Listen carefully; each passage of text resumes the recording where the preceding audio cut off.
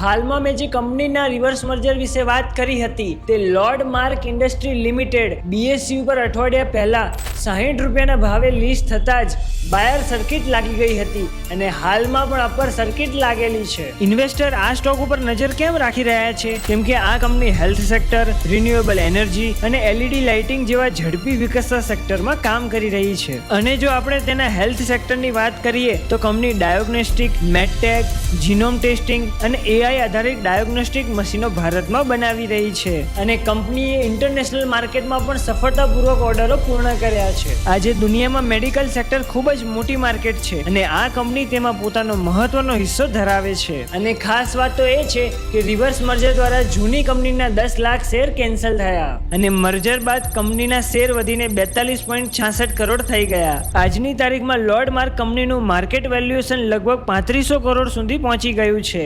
શું તમે આ તકનો લાભ લેશો? આ કંપનીનું ટેકનિકલ એનાલિસિસ કરીને તમારો અભિપ્રાય કોમેન્ટ બોક્સમાં જરૂરથી જણાવજો અને આવી જ અપડેટ માટે ફરી તમને મળતો રહીશ.